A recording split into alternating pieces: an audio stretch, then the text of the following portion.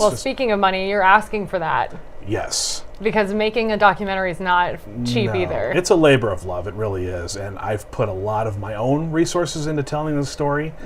And I thought at first when I started to do it that no one would really be interested in doing it. But every time I've talked to one of the people that I've interviewed, they've all been on board with talking about their time at D91 in Utah.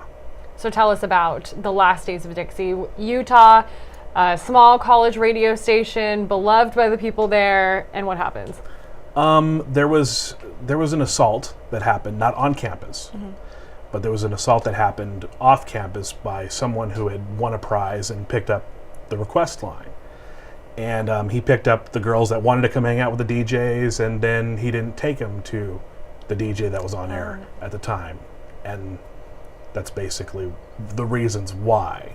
There's always been this air of mystery as to that's the reason why, but the reason why it was kept off the air was because they felt it was too much of a attention grabber, both positive and negative. Right. So that your squad, the squad of the people that you worked with at this time, you guys have all got back together at this point and decided to tell the story through your voices. So what's that been like? Cathartic, kind of closing a chapter. It's not that I'm so angry about what happened still, just to kind of write the final chapter of this book, of this very great time in our lives. We loved that station. So because it's been so long, it's been like the late 90s, all of the buildings that house the radio station have been bulldozed. Wow. So we have to raise funds for archive footage, these kinds of things, and that's why we're doing the crowdfunding now. Wow. Tell us about the cost of archive footage. Yeah. Wow. So, for example, I won't mention the company, but they charge $55 a second, and you have to license a minimum of 60 seconds. So we're talking about, for example, a news station Yes. that has some file video of your radio station, and you want to use that, Or of the college. of the college, and you want to use that in your documentary. Right. So they're going to charge you for that. Yes. And that's where you're going to crowdfunding because it's quite Correct. expensive. Yes, Okay. Wow. exactly. So, and we also want to set up a self-distribution model, take it to film festivals, these kinds of things, you know, they add up.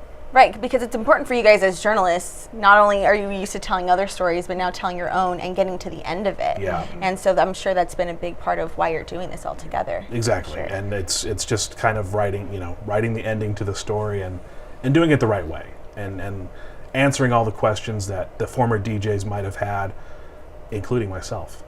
How is that? I was going to say, how does that process gone though? How is like the reception to those you're trying to get the answers from, and or like from the other side of things? The college side? Yeah. How is the college? How has that reaction been?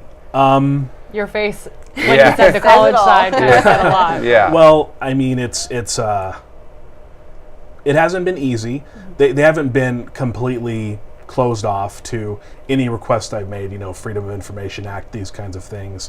It hasn't been easy, but at the same time, no one has really wanted to go on record from the college, whether it be the president at the time, who is now an actual instructor there, or the legal counsel. Nobody has really wanted to discuss this on camera, including the former advisor, who has moved on since then, but he didn't want to speak on camera about it because he felt that would be re-victimizing the girls that were traumatized in the assault. Yeah, because I was going to say that's one of the, when you're trying to tell some of these stories, oftentimes the best chance you have is to find someone who is moved on, no longer there, who maybe feels, kind of they can speak more freely than someone who's still obviously at the college. But it seems like even for those people, that's been a difficult thing to overcome too. Yeah, and again, I totally understand. I didn't fault him at all. He has the greatest intentions in terms of not wanting to victimize those girls. And it comes out in the documentary that while people feel like he might be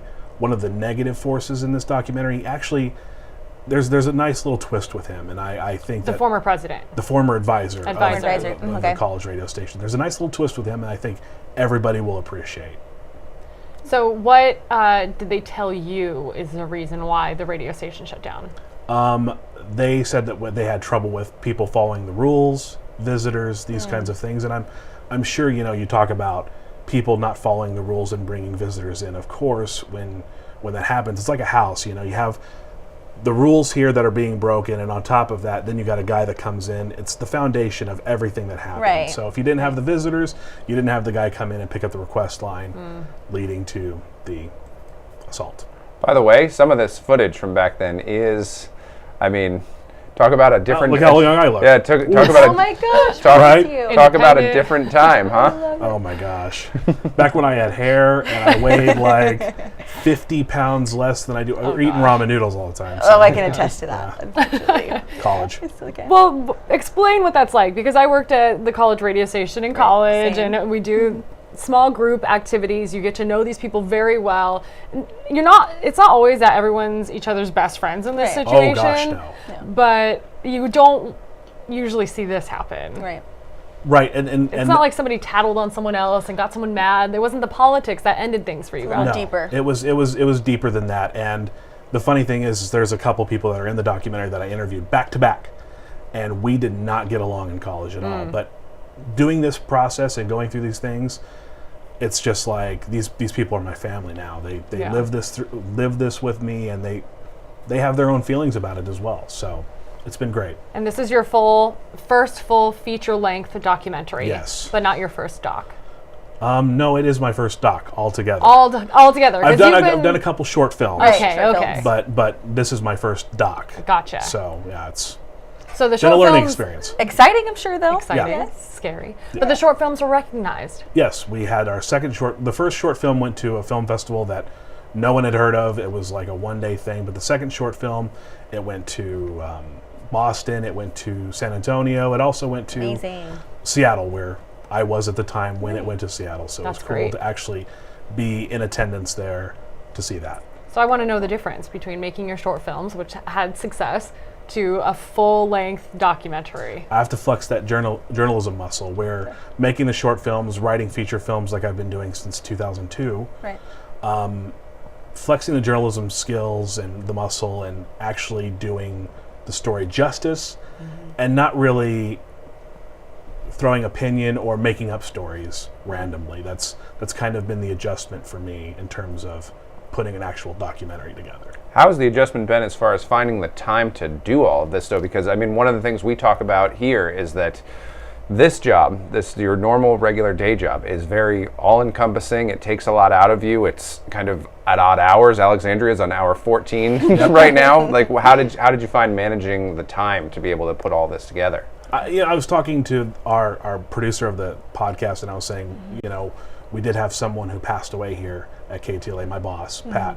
I talked to him about when Pat died. I have to find time in my schedule to carve this out and tell this story because life is short, and I felt like it needed this closure. I felt like it needed that. And being a freelance photographer here has provided me the time to take a couple days off here and there. And one of the most interesting things is that when it was over a year ago when I was shooting some of the B-roll and some of the interviews in Utah, that's when Vegas happened. So I had vacation scheduled, I canceled it, Right. and I remember that. hauled Remember that. to Vegas and helped out for the week. So The news life still it- called it's to still, you. it's still called.